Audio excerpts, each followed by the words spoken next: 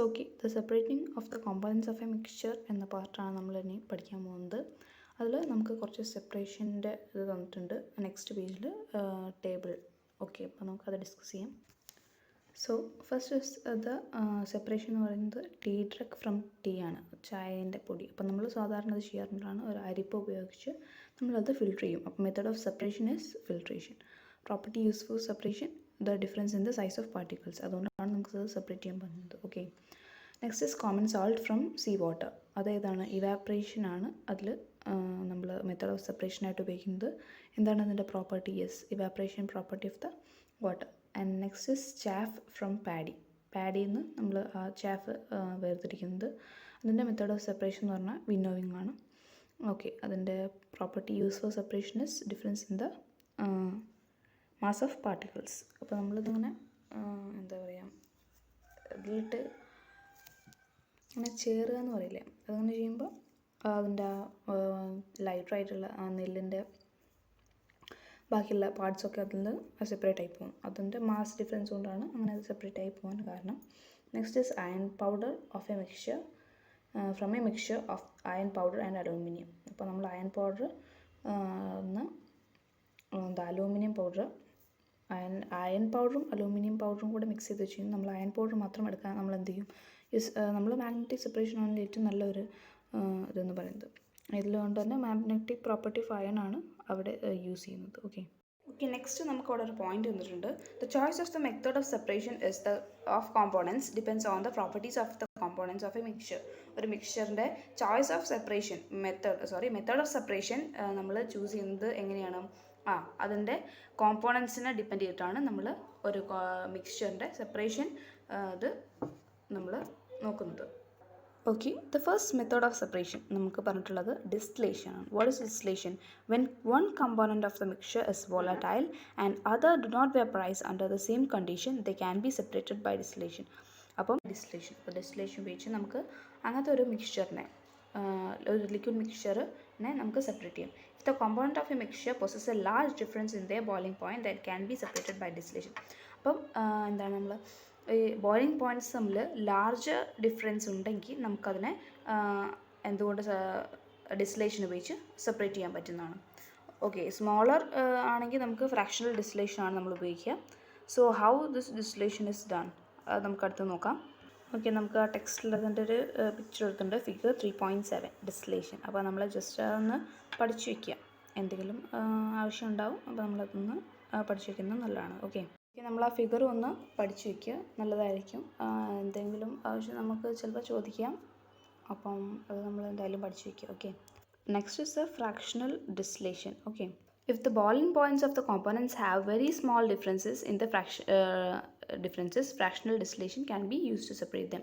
നമ്മൾ നേരത്തെ പറഞ്ഞു, ചെറിയ ഡിഫറൻസ് ഉണ്ടെങ്കിൽ, ബോയിലിംഗ് പോയിൻറ്റ്സ് തമ്മിൽ ചെറിയ ഡിഫറൻസ് ഉണ്ടെങ്കിൽ നമുക്ക് അവരെ ഫ്രാക്ഷണൽ ഡിസ്റ്റിലേഷൻ ഉപയോഗിച്ച് സെപ്പറേറ്റ് ചെയ്യാൻ പറ്റുന്നതാണ്. ഓക്കെ, അപ്പോൾ നമുക്കിവിടെ എഥനോളിൻ്റെയും മെത്തനോളിൻ്റെയും ഇത് കൊടുത്തിട്ടുണ്ട്. അപ്പോൾ അതെങ്ങനെ സെപ്പറേറ്റ് ചെയ്യണമെന്ന് നമുക്കവിടെ താഴെയും കൊടുത്തിട്ടുണ്ട്.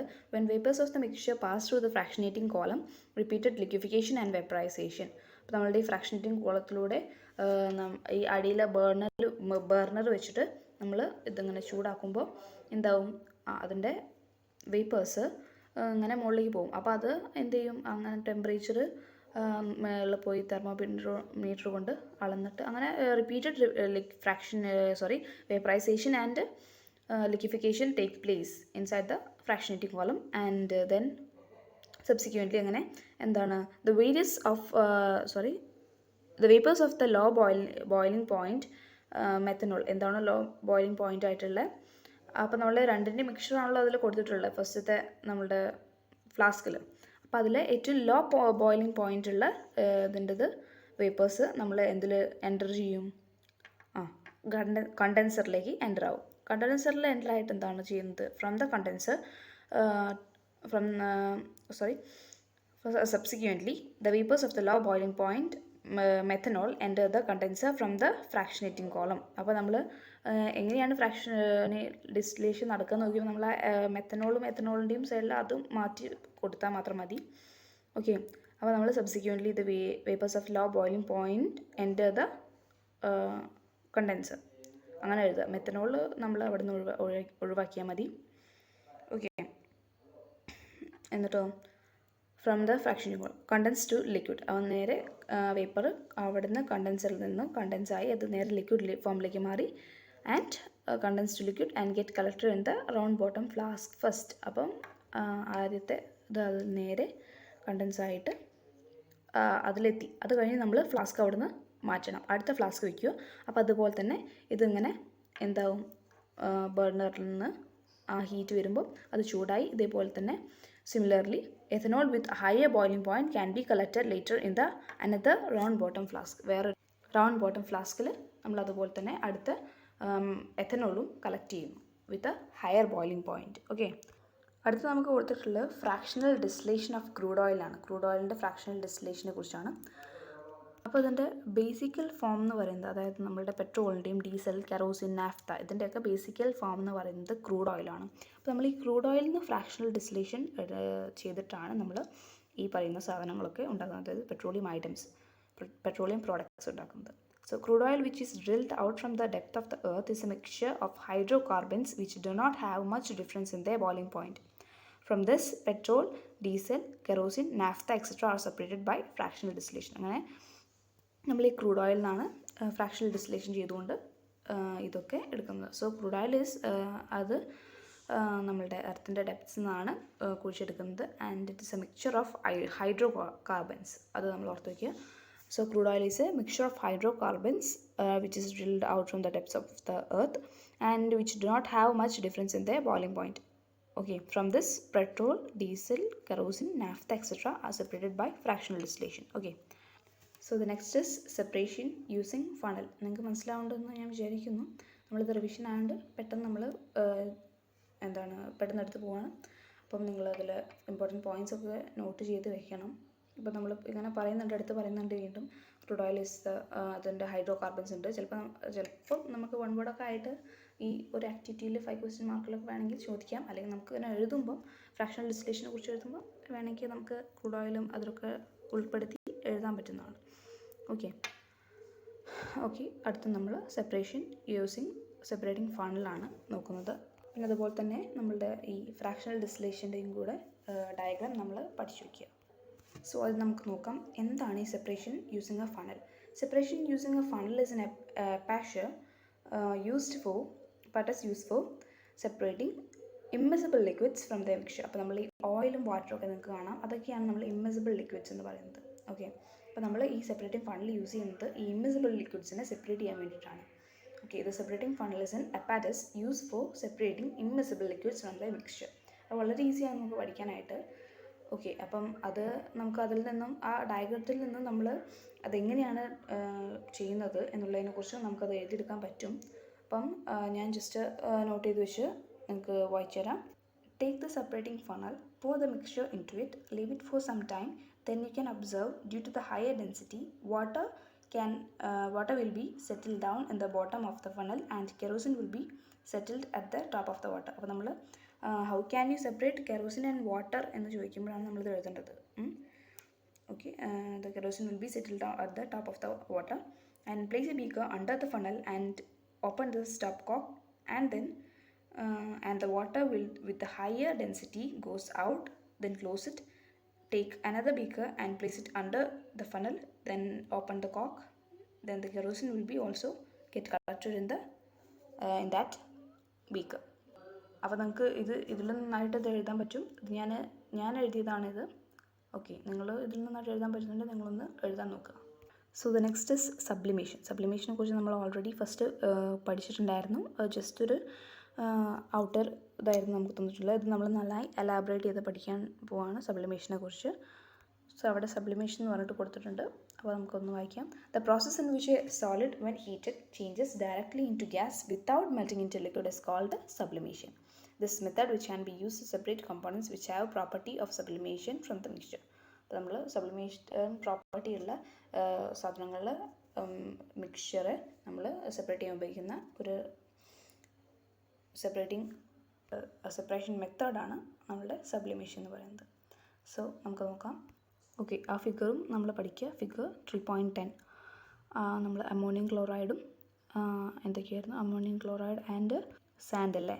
നമ്മൾ സാൻഡും ഇതും എങ്ങനെ സെപ്പറേറ്റ് ചെയ്യുന്നതെന്ന് അതുപോലെ തന്നെ ഞാൻ നേരത്തെ പറഞ്ഞ പോലെ തന്നെ നമ്മൾ ആ ഫിഗർ നോക്കി നമുക്ക് എഴുതാമെന്നുള്ളൂ. Take a china dish and burner അങ്ങനെയൊക്കെ പറഞ്ഞിട്ട് എഴുതാം. അപ്പം ഈ നമ്മളുടെ അമോണിയം ക്ലോറൈഡ് അതിൻ്റെ സബ്ലിമേഷൻ പ്രോപ്പർട്ടി കൊണ്ട് നമ്മൾ ഈ രണ്ട് ഫണലിൻ്റെ രണ്ട് സൈഡ്സിൽ സെറ്റാവും എന്ന് ഒക്കെ പറഞ്ഞാൽ അങ്ങനെ എഴുതാം. മുകളിൽ നമ്മളൊരു കോട്ടൺ ഫിക്സ് ചെയ്യണം, അങ്ങനെയൊക്കെ നമുക്ക് അത് എഴുതാം. അപ്പോൾ നിങ്ങളത് എഴുതാൻ ട്രൈ ചെയ്യുക. എന്നിട്ട് നിങ്ങളുടെ ഭാഷയിൽ എഴുതുക, എന്നിട്ട് നിങ്ങൾക്കത് പഠിക്കാം. അപ്പോൾ എളുപ്പമായിരിക്കും നമുക്കത് പഠിക്കാൻ. കാരണം അത് നോക്കിയിട്ട് തന്നെ നമുക്ക് എഴുതിയാൽ മതിയല്ലോ. ആ ഒരു ഫിഗർ നോക്കുമ്പോൾ തന്നെ നമുക്ക് അത് എഴുതാൻ പറ്റുന്നതേ ഉള്ളൂ. Then next is the separation method, which is that is centrifugation or accelerated sedimentation എന്ന് നമ്മളതിനെ വിളിക്കും. So what is centrifugation? This is a method for separating components of a mixture based on their mass difference. This method is used in clinical laboratories to separate blood cell from blood samples and also for quick separation of the precipitate obtained during chemical reaction. So this is a method used for the separation of components of a mixture based on their mass difference. Mass difference base ചെയ്തിട്ടാണ് നമ്മൾ ഈ സെൻട്രിഫിക്കേഷൻ്റെ principle is based on the mass difference of the particles. മിക്സ്ചറിലെ പാർട്ടിക്കിൾസിൻ്റെ മാസിനെ base ചെയ്തുകൊണ്ടാണ് നമ്മൾ ആ സെപ്പറേഷൻ, അതായത് മെത്തേഡ് ഓഫ് സെപ്പറേഷൻ ഉള്ളത്, അതായത് സെൻട്രിഫിക്കേഷൻ. Okay, this method is used in clinical laboratories to separate blood samples and also for the quick separation of the precipitate obtained during chemical experiment. നമ്മളിത് ഈ മെത്തേഡ് ഉപയോഗിക്കുന്നത് common ആയിട്ടും blood സാമ്പിൾസിൽ നിന്നും blood cells നമ്മൾ മാറ്റിയിട്ട് separate ചെയ്യാൻ വേണ്ടിയിട്ടാണ്.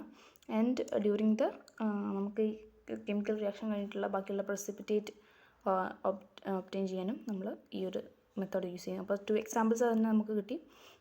For the separation of blood cells from the clinical laboratories for the separation of blood cell from blood samples in the clinical laboratories and for the quick separation of the precipitate obtained during chemical experiments. The liquid containing sample is taken in a test tube and it is rotated about a central point in the instrument. Okay, how it is done എന്നാണ് അടുത്തത് പറയുന്നത്. The liquid contain, അപ്പം നമ്മൾ ഈ liquid, അതായത് sample ഒരു test ട്യൂബിലെടുത്തിട്ട് നമ്മൾ ആ സെൻട്രൽ ഒരു ഇൻസ്ട്രുമെൻ്റ് ഉണ്ട്, ദറ്റ് ഇസ് കോൾഡ് സെൻട്രിഫ്യൂജ്. ആ ഇൻസ്ട്രുമെൻറ്റിൻ്റെ സെൻട്രൽ പോയിന്റ് വെച്ച് നമ്മൾ കറക്കും. The particle with higher mass then get separated away from the centre and those with the lower mass remain the close to the centre. So okay, ഇതാണ് നമ്മളുടെ ആ centrifuge. 2 test ട്യൂബ്സിൽ ഇങ്ങനെ എടുത്തിട്ട് ആ കറക്കുന്ന ആ സാധനം വെച്ചിട്ട് നമ്മൾ നന്നായിട്ട് സ്പിൻ ചെയ്യും. അപ്പം അത് ഹയർ മാസുള്ള സാധനങ്ങൾ then get separated away from the centre, സെൻറ്ററിൽ നിന്ന് സെപ്പറേറ്റ് ആവും. ആൻഡ് അത് the lower mass remain close to the centre. അപ്പം നമ്മൾ ഈ എന്തായിരുന്നു പറഞ്ഞത്, യെസ്, ലോവർ മാസുള്ളത് നമ്മൾ സെൻറ്ററിൽ കിടക്കുന്നതാണ്. ഓക്കെ, ആൻഡ് അവിടെ ഒരു ചെറുതായിട്ട് സെൻട്രിഫിക്കേഷനെ കുറിച്ച് കൊടുത്തിട്ടുണ്ട്. In order to separate insoluble particles in a liquid mixture on the basis of their centrifuge is used. അപ്പോൾ നമ്മളുടെ ഫിഗർ 3.11 ആണത്. This process is known as centrifugation. അങ്ങനെ എഴുതിയാലും കുഴപ്പമില്ല. നമുക്ക് കുറച്ചുകൂടെ എലാബറേറ്റ് എഴുതണമെങ്കിൽ നമുക്ക് എക്സ്പ്ലെയിൻ അബൌട്ട് സെൻട്രിഫിക്കേഷൻ എന്ന് പറഞ്ഞാൽ ഇതേപോലെ നമ്മൾ എഴുതുക, എന്നിട്ട് ഹൗ ഇറ്റ് ഈസ് ഡൺ എന്നുള്ളതും കൂട്ടി എഴുതുക. Okay, the next topic is chromatography. So what is chromatography? Yes, chromatography is also a method of separation. The chromatography is the method used to separate more than one solute dissolved in the same solvent. ഒരു സോൾവെൻറ്റിൽ തന്നെ more than one solute, അതായത് നമ്മൾ കളറിനാണല്ലോ അത് ഉപയോഗിക്കുന്നത്. You can see figure 3.12.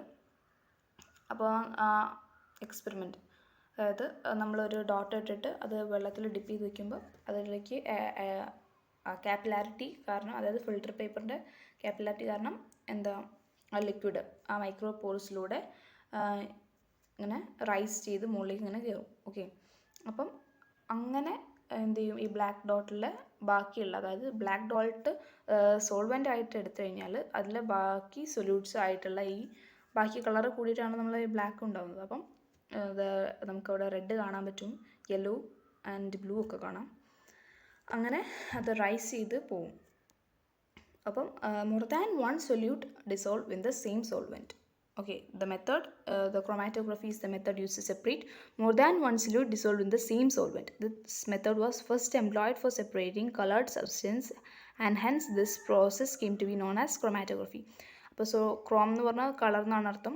അപ്പം chromatography എന്നുള്ള അതിന് പേര് വീഴാൻ കാരണം ആദ്യം ഈ മെത്തേഡ് യൂസ് ചെയ്തിരുന്നത് ഈ കളറിൻ്റെ സെപ്പറേഷന് വേണ്ടിയിട്ടായിരുന്നു. അതുകൊണ്ടാണ് ഇതിന് ഈ ക്രൊമാറ്റോഗ്രഫി എന്നുള്ള പേര് വന്നത്. And there are some occasions given chromatography is employed, okay, to separate components from dye. നമ്മൾ ഈ ഡൈ എന്നുള്ള കോമ്പോണൻറ്റുകൾ സെപ്പറേറ്റ് ചെയ്യാനും പിന്നെ അതുപോലെ പോയ്സണസ് സബ്സ്റ്റൻസ് മിക്സഡ് വിത്ത് ബ്ലഡിൽ നിന്നും മിക്സ് ആയിട്ടുള്ള പോയ്സണസ് സബ്സ്റ്റൻസ് സെപ്പറേറ്റ് ചെയ്യാനും ആണ് നമ്മളത് ഉപയോഗിക്കുന്നത്. So the next capillarity. Capillarity, what is capillarity?